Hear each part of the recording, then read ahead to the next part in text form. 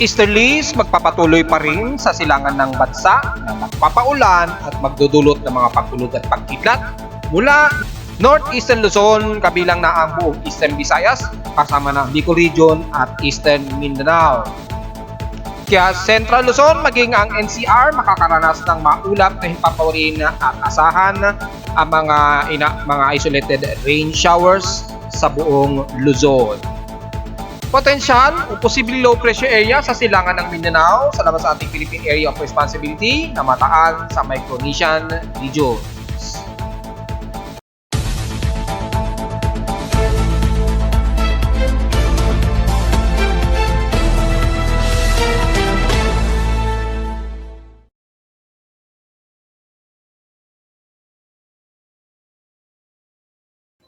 Hello, good morning mga folks. Welcome po muli sa ating Daily Weather Bulletin and Analysis para sa araw ng Miyerkules, November 29, 2023. Oras nating boys from umaga ay alas 10:49 na ng umaga. Epekto pa rin ng easterlies sa buong silangan ng bansa. Patuloy pa rin ng makakaranas tayo ng mga pag-ulan-ulan at may pagkulog at pagkilat, especially sa Northeastern Luzon pa rin. Kagaya kahapon ay iiral pa rin kabilang na ang eastern ng Quezon Province, Bicol Region, Eastern Visayas, maging ng Eastern Mindanao area. So far sa aking lightning detection system dito sa Caloocan ay nakakapag-kolekta na ng detection na hanggang 54 lightning strikes mula sa 70 plus na lightning strikes in past 2 hours ago. Ngayon ay nasa 54 lightning strikes ito. Typically ang bahagi ng Bicol Region. So ingat po sa mga kababayan natin na nakakaranas ng mga heavy rain showers pa rin dyan. Patuloy yan at ingat sa mga pagbaha nitong maghapon dahil asahan magtutuloy-tuloy yan dahil sa ating alinsangang hangin dulot ng easterlies na sumasalubong pa rin sa malamig na hangin sa kanluran. Sa ating overcast at current conditions natin ay gloomy at hazy pa rin ang ating maghapon dito sa amin sa Caloocan. So expected sa buong Metro Manila at makikita nyo naman sa ating live CCTV snapshots. So far sa lowest temperature na itala na aking weather station in 5:53 AM kaninang madaling araw, mabot sa 25.1 degrees Celsius ang lowest temperature. Kahapon nakapagtala kami ng medyo maalinsangang temperatura, umabot ng 34.1 degrees Celsius. Kahapon ito ng hapon, 2:58 PM. At dahil dyan ay mataas ang inaasahan nating heat index, kahapon na nasa 43.5 degrees Celsius, ang heat index, kung ipagtatabi naman sa heat index ni Pag-asa, hopefully updated, ay pumapangalawa ang Region 4 dyan sa may San Jose Occidental Mindoro, nasa 43 degrees Celsius eksakto lamang. Kasama na ang Iloilo na nasa 43 degrees Celsius ang heat index. Lumalabas nangunguna kami sa Caloocan na 5.5%. 4.5 degrees rather ang nangunguna sa pinakamataas na heat index sa amin sa Caloocan. Sa outside humidity ay nasa 77% ang ating outside humidity, so medyo saturated yung ating water moisture sa paligid. Mataas ang ating atmospheric pressure at 1,013 hectopascals and steady ito since last hour. Kaninang 8:43 AM ay umabot sa 1,014 hectopascals ang napakataas na barometric pressure dito sa Caloocan. Sa big extremes in past 24 hours, nangunguna sa napakamalinsangang temperatura ang Zamboanga Peninsula, gaya na expected natin kahapon, umabot ng 36.1 degrees Celsius ang kanilang napakatinding temperatura. Sa lowest temperature sa Baguio City, almost stationary ulit sa 17.2 degrees Celsius. Dahil nga po sa umiral na ating easterlies, wala masyado tayong umiiral na amihan. Medyo bawas po ang ating amihan, kaya yung temperature sa Baguio City ay nasa stationary uli na 17.2 degrees Celsius. Pagdating naman sa inulan ng Baler Aurora, dyan sa may radar site nila na umabot ng total of 86 mm ang total rainfall. Kami dito, since kaninang madaling araw sa Caloocan ay inulan kami ng umabot sa 8.4 mm so far na total rainfall. Well, kulang pa rin yan kung tutuusin. Pero at least nakaramdam tayo ng epekto ng easterlies na napakainit kaya tayo inuulan ngayong araw. At sa ating air quality, dahil sa mga medyo pagtaas ng air concentration, nasa moderate pa rin tayo at 52 ang ating air concentration or 12.50 micrograms per cubic meter. So magmas po tayo mga kababayan. At sa ating high tide and low tide status ay bukang buong maghapon po ay magiging low tide po sa Pampanga, Manila Bay. So medyo layo-layo muli sa ating mga mangingisda dyan sa may West Philippine Sea. Pero ingat po at kung maaari, restrain muna dahil mananatili pong malakas o mataas ang pag-alon sa bandang silangan at kanluran, lalo na sa northeastern at northwestern portions ng ating bansa. Dahil sa patuloy na mataas na pag-alon na umabot ng 1.25 to 2 meters ang taas ng alon. So take note yan mga folks. Sa almanac, sumikat ang haring araw kaninang 6:04 a.m. at inasahan lulubog ito mamayang 5:24 p.m. Yung ating 97% na lamang na illuminated na sinag ng buwan o waning gibos ay sisikat naman mamayang hapon 6:57 p.m. at lulubog naman kinabukasan na ng umaga 7:32 a.m. At sa ating local weather outlook para ngayong Miyerkules at Huwebes na po ito magiging partly cloudy ang maghapon at medyo may isolated rain showers daw na aasahan dito sa NCR nitong maghapon. So tingnan na lamang natin at magdala na lamang ng pananggalang sa ulan just in case. Ganon din bukas, magiging partly cloudy ang magiging maghapon daw at may mga localized thunderstorms daw, especially sa hapon, sa gabi at may madaling araw daw. Naglalaro sa 60% ang tsansa na pag-ulan bukas. So mula ngayong araw hanggang bukas, may mga isolated rain showers na tayo naaasahan. Ang today, highest and lowest temperature expected natin ay maglalaro sa 31 to 32 degrees Celsius and lowest temperature expected ay nasa 26 degrees Celsius. Sa lagay naman ng ating epekto ng easterly sa bansa ngayong araw gamit ang ating high definition satellite imagery. Mula direkta sa satellite na Himawari 8, makikita po sa rainbow colors na mga inuulan ang buong halos silangan ng bansa mula extreme northeastern Luzon, maging ng Quezon Province, Bicol Region, Eastern Visayas, at Eastern Mindanao mga folks. Gaya nga po ng inaasahan natin kahapon, epekto ng easterlies ay magkakaroon ng mga clusterized na heavy rain showers, lalo na sa bandang Cagayan Valley, Isabela, Kasiguran, Aurora. So ingat po sa potensyal na pagbaha dyan at ilang bahagi ng Baler, Aurora. Ingat na lamang mga folks. Dyan sa may bandang Bicol Region, ng buong parte ng Camarines Sur, Iriga, Legazpi City, maging ang Catanduanes, lalo na at bahagi ng Sorsogon at northern part ng Samar. Diyan sa Katarman ay ingat po dahil magkakaroon pa rin mga potential heavy rain showers po na aasahang mga pag-ulan dyan nitong maghapon mga folks. So ingat po sa mga pagbaha at wag naman sana mangyari ang pagguho ng lupa dahil kung lalapitan natin gamit ang ating Himawari 8 na mas malapitan ay ang buong bahagi ng Dayat Camarines Norte, Tangkawan, Sipocot, Libanan at halos buong bahagi ng Bicol Region hanggang sa kaduduluduluhan ng Sorsogon City ay makakaranas ng moderate and heavy rain showers. So sa paligid nito, ang isla ng Masbate, Burias Island at Bulan ay makakaranas ng mga pag-ulan din. Asahan mga moderate and some heavy rain showers maging sa bahagi ng Southern Luzon, kabilang na ang Occidental Mindoro. Magkakaroon ng mga ilang isolated rain showers dyan dahil sa epekto pa rin ng ating easterlies. Siyempre, hindi lusot ang bahagi ng Northern Samar, lalo na sa bandang San Jose, Allen, Katarman at Lawang, Northern Samar. Ingat po sa mga posibleng pagbaha. At sa bahagi naman ng buong Eastern Visayas naman, mula sa Giyan, Eastern Samar, kabilang na ang Tacloban at ilang bahagi ng Tolosa, Dulag, Javier, at dyan sa bahagi ng Abuyong, Hinununangan, San Juan at Diloan sa bandang Leyte ay magkakaroon din ng mga kalatkat na pag-ulan. So ingat na lamang po sa posibleng mga pagbaha mga folks. Ina-expect natin maghapon yan mga folks hanggat meron tayong mainit na hangin mula sa easterly winds sa dagat Pasipiko. Yan kasi ang nagdudulot ng mataas na water vapor sa ating dalampasigan at magdudulot ng pag-ulan oras na sasalubong siya sa malamig na hangin na namamagitan dyan sa bahagi ng kalupaan ng silangan ng bansa.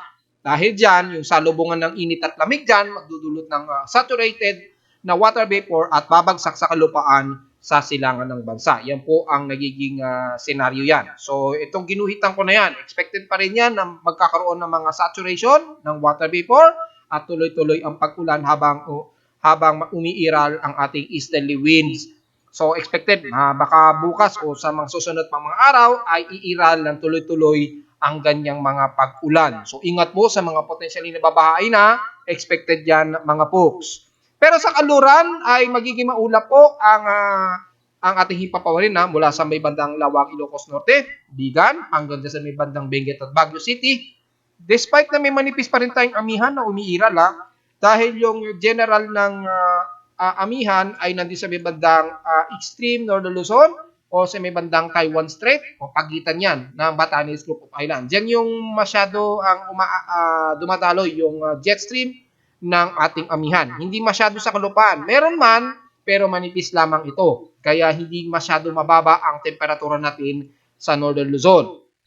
So buong bahagi ng kalurang bahagi ng Northern Luzon, kabilang na ang Baguio, Pangasinan, Dagupan at Zambales, magiging part dito mo silikaw din rin ang iiral. At kitang-kita naman sa satellite imagery ang pulo-pulo na kaulapan na yan, baging sa ating high infrared na Doppler imagery. Magiging maulap po ang halos sa kalurang bahagi rin ng Luzon, kaya asahan ang mga isolated light rain showers ang iiral maghapon. Kabilang na Central Luzon at Metro Manila, magiging maulap din ang aasahan natin pero makakaramdam tayo ng medyo humid na temperatura. Ang buong Calabarzon, magiging partly tumusikaw din rin at humid din ang aasahan natin. So bahagi na rin na makakaranas tayo ng medyo mainit na temperatura, dulot po ng humid at sa bahagi ng Mimaropa ay magiging partly cloudy. Bagamat diyan sa bahagi ng Coron, Palawan, magiging maaliwalas at medyo may pagsikat ng araw pero mamayang hapon asahan din ang mga biglaang partly cloudy at mostly cloudy sa hapon, maging sa gabi. Pero diyan sa bahagi ng bandang Puerto Princesa na po, pababa ng Balabac, expected po ang moderate to heavy rain showers po. So ingat po sa potential ng babain mula sa Aborlan, Quezon, Nara, Sofronio Española, pababa ng Brooks Point hanggang sa kaduluduluan ng Balabac. At siyempre, damay na rin ang Kalayaan Islands na uulanin ng moderate and some heavy rain showers. Ingat mga folks. At sa kalurang bahagi ng Visayas, magiging katamtaman pero magkakaroon ng mga partly cloudy ang iiral sa Panay Island, Negros Region at bahagi ng Central Visayas dyan sa Cebu at Bohol area. Magkaroon man ng mga pag-ulan ay isolated rain showers din ito. At asahan din ang medyo maalisangang temperatura. Dahil na rin sa humid na magiging lagay ng ating weather systems dahil sa iral ng malakas na easterlies.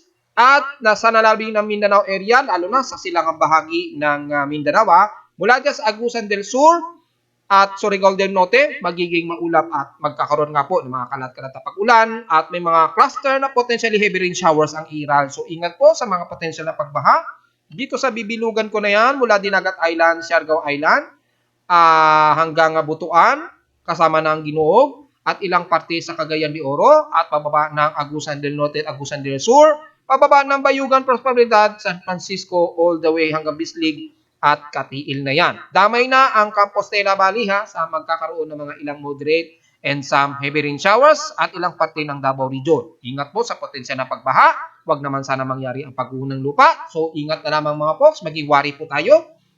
At the rest ng Mindanao sa Zamboanga Peninsula, magiging maalinsangan po ang temperatura dyan So, magdala ng pananggalang sa tinding sikat ng araw. They expected na lalagpas ng 35 degrees Celsius ang temperatura sa buong Zamboanga Peninsula. Magkaroon man ng isolated rain showers, typically mga mamayang hapon o sa gabi po ang makakaranas kayo niyan. And the rest ng Soxagen area ay magiging partly to mostly cloudy ng Iran, especially sa bahagi ng Coronadal hanggang General Santos City at Sarangani, magkakaroon ng mga kalat-kalat na pag-ulan na may pagkidlat at pagkulog. Ingat na lamang sa heavy rain showers just in case at mga pagbaha. So yun lamang ang ating magiging lagay na panahon ngayong araw.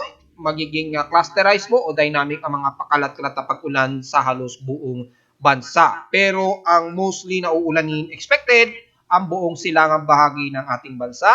Yan po. Take note na lamang, laging aasahan ng mga pag-ulan dyan hanggang sa susunod na araw dahil po sa ating easterlies wind flow pa rin. Tuloy-tuloy yan hanggang sa matapos ang buwan ng November.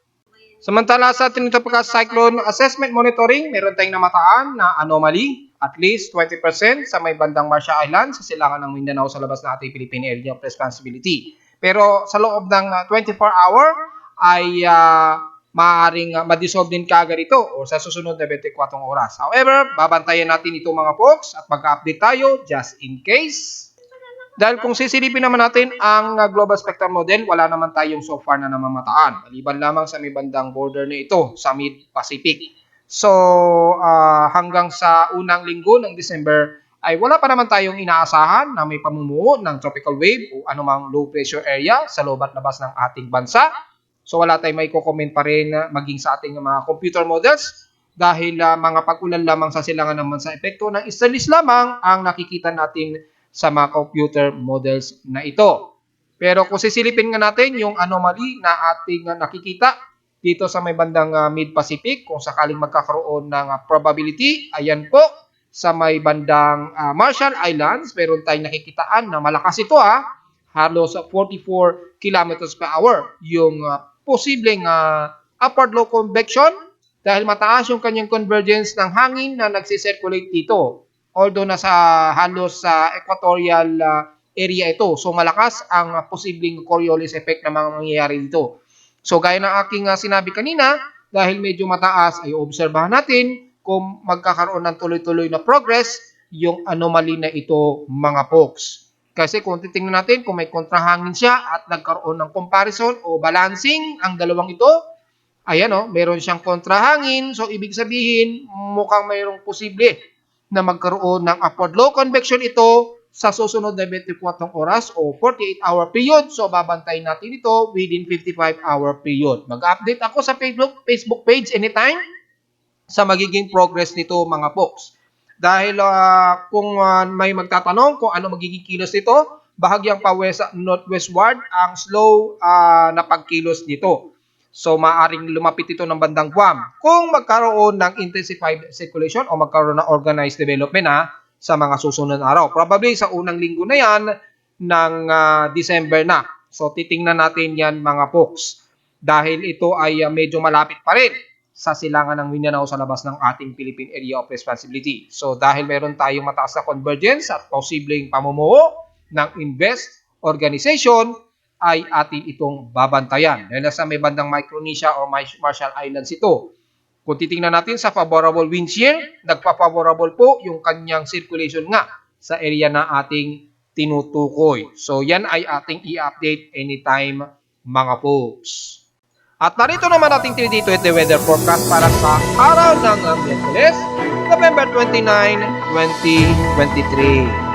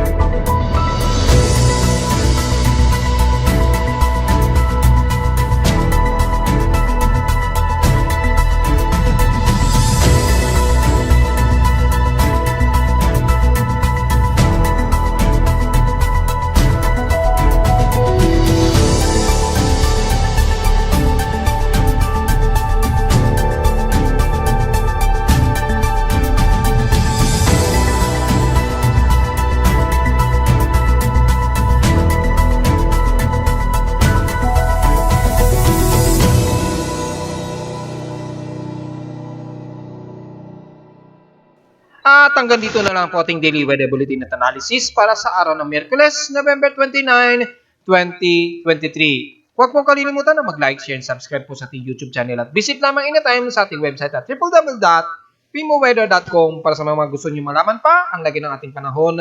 Nandiyan naman sa ating nasa may bandang kaliwa ng inyong monitor screen. Kung kayo ay nakaharap, ay makikita ang gusto nyo malaman maging ng ating lagay ng ating panahon at sa ating weather station mismo sa Caloocan at sa mga data feeds mula sa iba't ibang weather agencies. Maraming salamat po mga folks at magandang araw po sa ating lahat.